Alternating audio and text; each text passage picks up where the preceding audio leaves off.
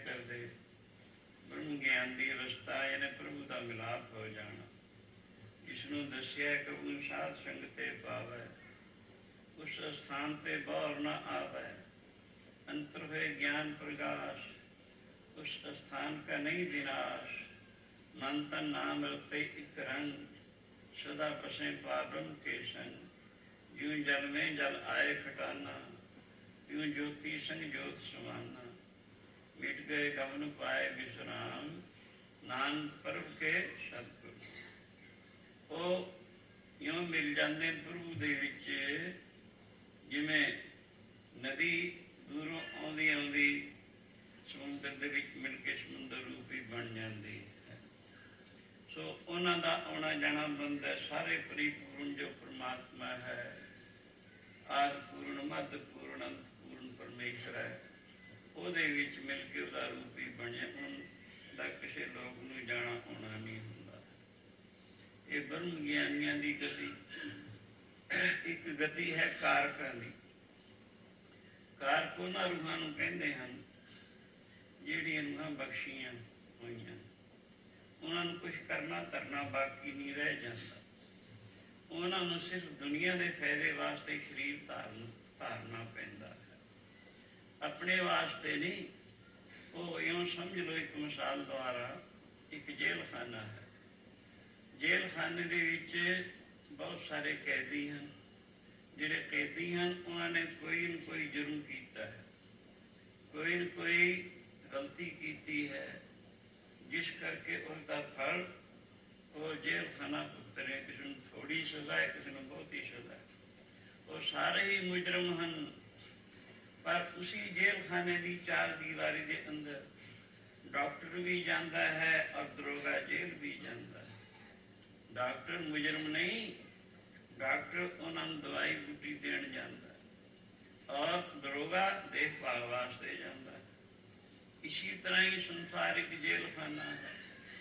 ਦੁਨੀਆ ਆਪਣੇ ਕਰਮਾਂ ਦਾ ਫਲ ਭੋਗਣ ਵਾਸਤੇ ਆਉਂਦੀ ਹੈ, ਪਰ ਉਹ ਰੂਹਾਂ ਜਿਨ੍ਹਾਂ ਨੂੰ ਕਾਰਕ ਕਿਹਾ ਜਾਂਦਾ ਹੈ, ਜਿਨ੍ਹਾਂ ਨੂੰ ਕੁਛ ਕਰਨਾ ਧਰਨਾ ਬਾਕੀ ਨਹੀਂ, ਉਹ ਆਪਣੇ ਵਾਸਤੇ ਨਹੀਂ ਆਉਂਦੇ, ਔਰ ਟੁੱਟੀਆਂ ਰੂਹਾਂ ਨੂੰ ਜੋੜਨ ਵਾਸਤੇ ਆਉਂਦੇ। ਜਿਨ੍ਹਾਂ ਦੀ ਵਾਪਤੀ ਦੱਸੇ ਗੁਰੂ ਅਰਜਨ ਦੇਵ ਜੀ ਨੇ, ਜਨਮ ਮਰਨ ਦਊ ਮੈਂ ਨਾਹੀ, ਜਨ ਪਰਉਪਕਾਰੀ ਆਏ, ਜੀ ਦਾਨ ਦੇ ਭਗਤੀ ਲਾਇਨ, ਅਰਸ਼ੋਂ ਲੈਣ। ਉਹਨਾਂ ਦਾ ਮਤਲਬ ਇਹ ਕੁਛ ਹੁੰਦਾ ਹੈ। ਉਹਨਾਂ ਨੂੰ ਕਾਰਕ ਕਿਹਾ ਜਾਂਦਾ ਹੈ। ਰੋਜ਼ ਵਿਚਾਰ ਆਓ, ਗੁਰੂ ਹਰਕ੍ਰਿਸ਼ਨ ਮਹਾਰਾਜ ਦੀ ਹਜ਼ੂਰੀ ਵਿੱਚ ਰੂਹਾਨੀ ਦਰਬਾਰ ਸਜਿਆ। ਗਿਆਨ ਸੰਗਤ ਬੈਠੀ ਹੋਈ ਜੀਵਨ ਦਾ ਲਾਭ ਖੱਟ ਰਹੀ ਹੈ।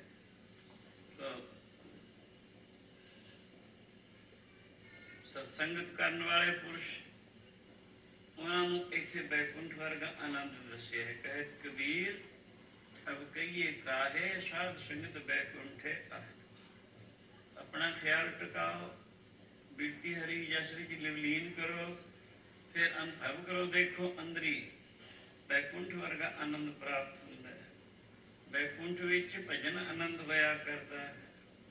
ਜਿਹੜੇ ਭਗਤ ਹਨ ਪ੍ਰਭੂ ਦੇ ਧਿਆਨ ਵਿੱਚ ਔਰ ਪ੍ਰਭੂ ਦੇ ਜਸ ਵਿੱਚ ਮਗਨ ਹੁੰਦੇ ਹਨ।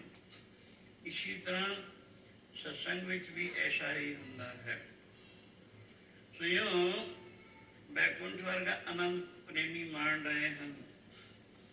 ਸੋ ਇੰਤਜ਼ਾਮ ਕਰਨ ਵਾਲੇ ਪ੍ਰੇਮੀ ਵੀ ਦਰਬਾਰ ਦੇ ਵਿੱਚ ਔਰ ਦੂਰ ਦੂਰ ਤੱਕ ਇੰਤਜ਼ਾਮ ਕਰਨ ਵਾਸਤੇ ਫਿਰਦੇ ਨੇ, ਕਿਉਂਕਿ ਜਿਹੜੇ ਕਈ ਨਵੇਂ ਪ੍ਰੇਮੀ ਆਏ ਹੁੰਦੇ, ਉਹਨਾਂ ਨੂੰ ਪਤਾ ਨਹੀਂ ਹੁੰਦਾ ਕਿਵੇਂ ਦਰਬਾਰ ਵਿੱਚ ਆਈਂਦਾ, ਕਿਵੇਂ ਗੁਰੂ ਨੂੰ ਮੱਥਾ ਟੇਕੀਂਦਾ, ਕਿਵੇਂ ਬੈਠਣਾ ਹੈ, ਕਿਵੇਂ ਸ਼ਾਂਤੀ ਦੇ ਨਾਲ ਆਪਣੀ ਬਿਰਤੀ ਜੋੜਨੀ ਹੈ।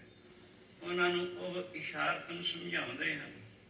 ਫਿਰ ਕਈ ਦੂਰ ਦੂਰ ਤੱਕ ਫਿਰਦੇ ਹਨ। ਰੌਲਾ ਗੌਲਾ ਚੁੱਪ ਕਰਾਉਣ ਵਾਸਤੇ ਦੂਰ ਦੂਰ ਤੱਕ ਸਿੱਖ ਫਿਰ ਰਹੇ ਹਨ। ਦੂਰ ਜਿਹੜੇ ਪ੍ਰੇਮੀ ਫਿਰ ਰਹੇ ਹਨ, ਕੀ ਦੇਖਿਆ?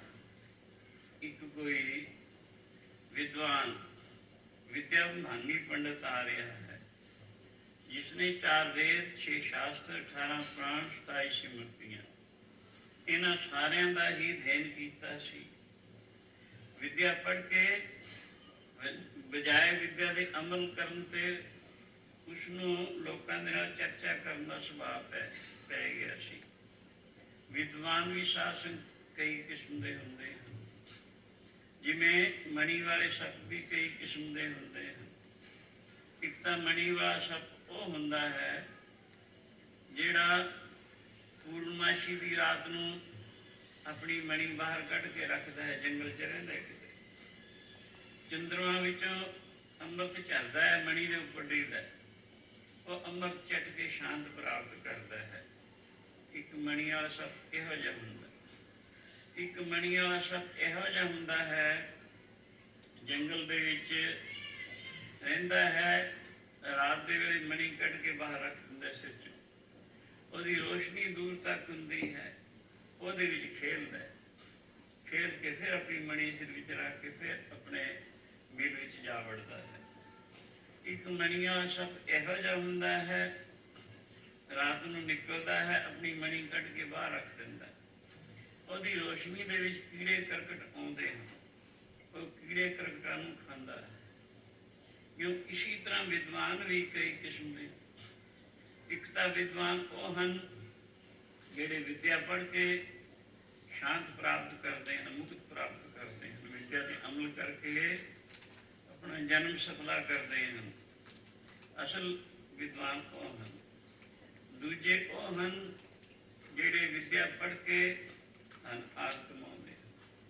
ਤੀਜੇ ਇਹੋ ਜਿਹੇ ਵਿਦਵਾਨ ਹਨ ਜਿਹੜੇ ਵਿਦਿਆ ਪੜ੍ਹ ਕੇ ਲੋਕਾਂ ਨਾਲ ਚਰਚਾ ਆਦਿ ਕਰਨ ਦਾ ਸੁਭਾਅ ਪੈਦਾ ਕਰਕੇ ਦੂਜੇ ਨੂੰ ਹਰਾਉਣ ਦੀ ਕੋਸ਼ਿਸ਼ ਕਰਦੇ ਹਨ। ਸੋ ਇਹ ਵਿਦਵਾਨ ਇਹੋ ਜਿਹਾ ਸੀ, ਜਿੱਥੇ ਸੁਣਨਾ ਕੋਈ ਵਿਦਵਾਨ ਉੱਥੇ ਪਹੁੰਚਣਾ, ਪਹੁੰਚ ਕੇ ਉਸਨੂੰ ਚੈਲੰਜ ਕਰਨਾ ਵੀ ਮੇਰੇ ਨਾਲ ਚਰਚਾ ਕਰ, ਜੇ ਮੈਂ ਜਿੱਤ ਗਿਆ ਤੇਰੇ ਗ੍ਰੰਥ ਖੋਲੂੰ, ਤੂੰ ਜਿੱਤ ਗਿਆ ਮੇਰੇ ਖੋਲਵੀਂ। ਇਉਂ ਵਿਦਵਾਨ ਚੰਗਾ ਸੀ, ਗ੍ਰੰਥਾਂ ਦਾ ਉੱਠ ਲੱਗੀ ਫਿਰਦਾ ਸੀ, ਜਿੱਤ ਕੇ ਹੋਰ ਨਾ। ਉਹ ਆ ਨਿਕਲਿਆ। ਗੁਰੂ ਹਰਕ੍ਰਿਸ਼ਨ ਮਹਾਰਾਜ ਦੀ ਉਮਰ 7-8 ਸਾਲ ਦੇ ਦਰਮਿਆਨ, ਤਖਤ ਆਰੂੜ, ਸ਼ੀਸ਼ ਤੇ ਜਿਗਾ ਕਲਗੀ ਸਜ ਰਹੀ ਹੈ, ਦੋ ਚੰਦ ਹੋ ਰਹੇ ਹਨ।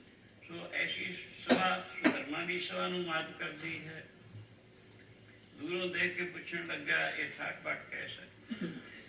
ਇੱਕ ਸਿੱਖ ਜਿਹੜਾ ਫਿਰਦਾ ਸੀ ਕਹਿਣ ਲੱਗਾ, ਪੰਡਤ ਜੀ ਇਹ ਗੁਰੂ ਹਰਕ੍ਰਿਸ਼ਨ ਮਹਾਰਾਜ 8ਵੇਂ ਗੁਰੂ ਨਾਨਕ ਦਾ ਰੂਹਾਨੀ ਦਰਬਾਰ ਹੈ।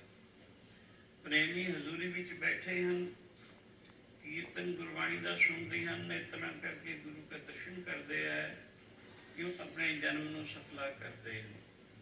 ਜਦੋਂ ਇਹ ਗੱਲ ਸੁਣੀ ਹਰਕ੍ਰਿਸ਼ਨ ਮਹਾਰਾਜ ਕਹਿਣ ਲੱਗਾ, ਕ੍ਰਿਸ਼ਨ ਭਗਵਾਨ ਦੁਆਪਰ ਯੁੱਗ ਦੇ ਵਿੱਚ ਵਿਸ਼ਨੂੰ ਦਾ 16 ਕਲਾ ਅਵਤਾਰ ਹੋਏ ਹਨ, ਜਿਨ੍ਹਾਂ ਨੇ ਅਰਜਨ ਨੂੰ ਗਿਆਨ ਕਰਨ ਵਾਸਤੇ 18 ਅਧਿਆਈ ਗੀਤਾ ਉਚਾਰਨ ਕੀਤੀ ਸੀ ਕੁਰੂਕਸ਼ੇਤਰ ਦੇ ਯੁੱਧ ਵਿੱਚ। ਸਵਯੰ ਉਹ ਹੋਏ, ਉਹਨਾਂ ਦੇ ਨਾਂ ਨਾਲ ਵੀ 2 ਅੱਖਰ ਜ਼ਿਆਦਾ ਲਗਾ ਲਏ। ਛੋਟੀ ਉਮਰ ਜਾਣ ਕੇ ਸ਼ੰਕਾ ਪੈਦਾ ਹੋਇਆ, ਜਦ ਕੀ ਭੇਡਾ ਚਾਲ ਚਲਤੇ ਗਏ ਪਾਛੇ ਚਲੇ ਪਰਮਾਰਥਾਂ ਸੰਭਾਲਦੇ ਪੁੱਜੇ ਕੀਮੂ। ਇਹੋ ਜਿਹੇ ਕੁਤਰਕ ਦੇ ਬਚਨ ਉਚਾਰਨੇ ਸ਼ੁਰੂ ਕੀਤੇ, ਪਰ ਸਿੱਖ ਤੋਂ ਗੁਰੂ ਦੀ ਸ਼ਾਨ ਵਿੱਚ ਕੋਈ ਇਹੋ ਜਿਹਾ ਲਫ਼ਜ਼ ਨਹੀਂ ਸੁਣਿਆ ਜਾਂਦਾ ਹੁੰਦਾ। ਸਿੱਖ ਕਹਿਣ ਲੱਗਾ, ਪੰਡਤ ਜੀ ਉਹ ਫਿਰ ਨਾਲ ਦੀ ਨਾਲ ਇਹ ਲਫ਼ਜ਼ ਵੀ ਕਿਹਾ, ਉਹਨਾਂ ਨੇ ਭਲਾ 18 ਅਧਿਆਈ ਗੀਤਾ ਉਚਾਰਨ ਕੀਤੀ, ਮੈਨੂੰ ਜੇ ਇੱਕ ਸ਼ਲੋਕ ਦੇ ਅਰਥ ਦੀ ਕਰਕੇ ਦੱਸ ਦੇਣ ਤਾਂ ਵੀ ਮੈਂ ਮੰਨ ਲਵਾਂ। ਇਹ ਸੁਣ ਕੇ ਸਿੱਖ ਨੇ ਕਿਹਾ, ਪੰਡਤ ਜੀ ਗੁਰੂ ਨਾਨਕ ਸੱਚੇ ਪਾਤਸ਼ਾਹ ਦਾ ਘਰ ਹੈ, ਉਹੀ 8ਵਾਂ ਗੁਰੂ ਨਾਨਕ ਹੈ, ਜੋਤ ਉਹੀ ਹੈ, ਜੁਗਤੀ ਵੀ ਉਹੀ ਹੈ, ਸਿਰਫ ਸਰੀਰ ਰੂਪੀ ਕਾਇਆ ਪਲਟੀ ਹੋਈ।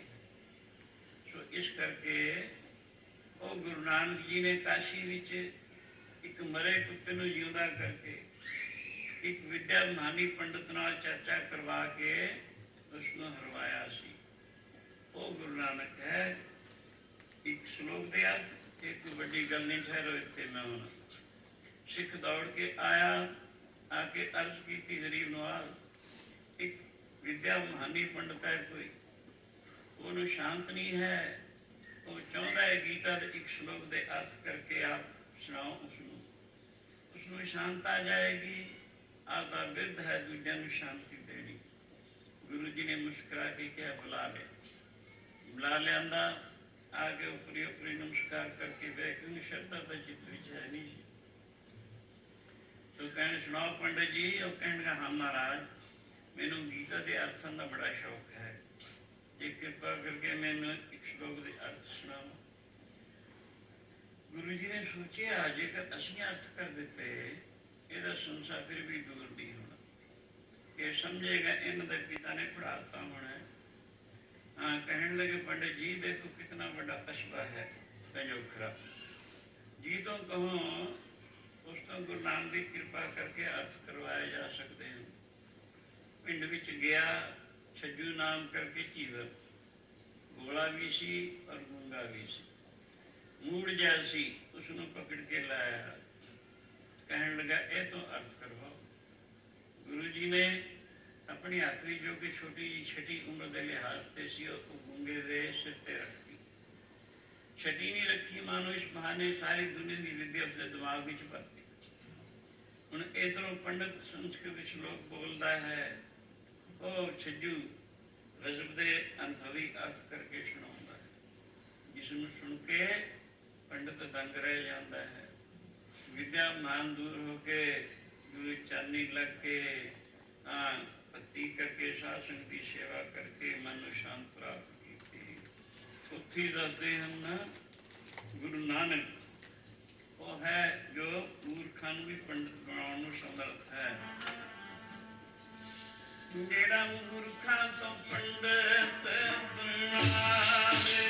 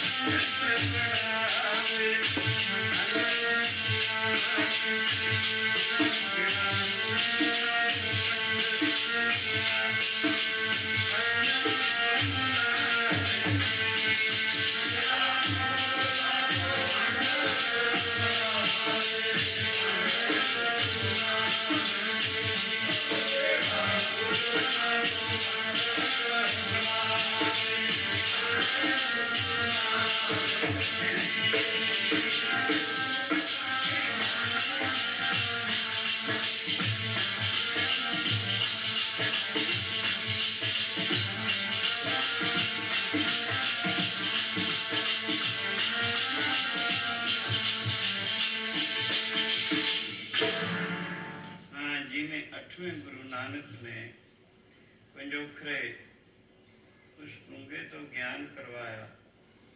इसी तरह इधर पहुंचो जंगल विच बघियाड़ नूं गुरु जी कहने भाई मरदाना कुछ पूछना चाहता है, इसका संसा दूर कर। उसनूं भी मनुखी बोली बोलण विच ताकत हो पाई। बघियाड़ कहना भाई मरदाना मैं 8 दिन का भुखा हाँ, 8 दिन हो गए मैंने कुछ खाण वास्ते नहीं मिलिया। किसी वास्ते 8 दिन की भुख कैसी दुखदाई होंदी है, फिर तामसी जोनी के जानवरों वास्ते तो बहुत ही होंदी है। जिस वक्त मैं दूरों इस मुर्दे नूं वेख्या, चित्त विच बड़ी खुशी हुई कि इसनूं खा के 8 दिन की भुख दूर करूँगा। बस तू रबाब बजाउंदा सैं, गुरु बाबा जी दे पवित्र गले तो शब्द का उच्चारण होंदा सी। दूरों वो शब्द मेरे कन द्वार होकर हृदय विच पहुँच गया, मेरे हृदय नूं पवित्र कर गया, जिस करके मैनू इतना इल्म हो गया, इतना ज्ञान हो गया, इतनी समझ आ गई ये मुर्दा अपनी जिंदगी विच किहा जा सी। नास्तिक या कि आस्तिक। दो किस्म के लोग रब की हस्ती तो मुनकर जिहड़े हन उन्होंने नास्तिक कहते हैं, रब की हस्ती ते विश्वास रखने वाले उन्होंने आस्तिक कहते हैं। भावें ये दोवें ख्याल हैं, ख्यालों के अनुसार ही इंसान का जीवन है, उसके अनुसार ही फल मिलना है, उसके अनुसार ही सुख या दुख की प्राप्ति होती है। इस करके जे नास्तिक ख्यालात हैं ये गलत हैं। रब है नहीं, एडी बड़ी सृष्टि भला दसो किने रची? अपने आप ही रची गई।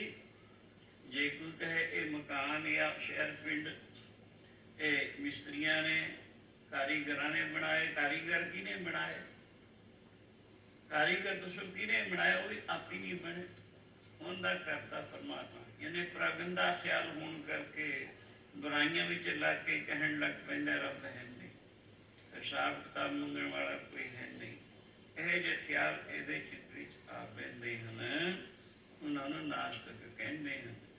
सो वो कहता है बघियाड़ भाई मरदाना ये मुर्दा अपनी जिंदगी विच नास्तिक रहा है, इसने रब की हस्ती से कदे भी विश्वास नहीं लिया। ये जान के नास्तिक सारे पापों की मां है, पहले ही पिछले पाप कर्मां का फल मैं इस निश्चित जोनी बघियाड़ जोनी विच फिर रहा हाँ। जेकर हजे पापी पुरुष का मांस खा लिया मेरे वास्ते कोई एकदम भी निश्चित जोनी ना प्राप्त हो, ये जान के मैं छोड़ दिता। फिर चूंकि भुख डाटी लगी सी, 5-4 कदम जाके ख्याल आया भी कोई अंग पवित्र होना है, देखिए थोड़ा बहुता खा के थोड़ी बहुत ही भुखता दूर करा, किते पैरों नाल चल के सत्संग भी चला गया होना है, हथी किते सेवा या दान आन कर बैठा होना है। इसी तरह सारे अंग सुंगे होर नहीं, जे किसी महापुरुष की चरण धूड़ी ये शरीर से पै गए भी कोई अंग पवित्र हो गए, यूं खा के दूर करा। पर भाई मरदाना उका ही पूरा सी, इस करके मैं इसनूं छड्ड दिता, क्योंकि पहले ही परमेश्वर ने रब्बी गुनाहगारां वास्ते 84 नरक छोटे बड़े 18 बड़े बड़े बनाए हुए हैं। मैं जानिया भी जेकर यह जे पापी पुरुष का मांस खा लिया किते मेरे वास्ते नवी नरक ना तैयार हो गए, ये जान के मैं इसनूं छड्डता। भुख तां डाढी लगी हुई है। ऐनी गल जदों उसने कही तो गुरु बाबा जी मुस्कुरा के कहते मरदानिया सुन ले, वो भगतहीन पुरुषों यह जे तामसी जोनी के जानवर भी किह वजह बुरा समझते। रबाब उठा, मरदाने ने रबाब उठाया, हजूर ने ऐसे उच्चारण किया, काहे जग आए ने भक्ति तो काहे जग आए ने भक्ति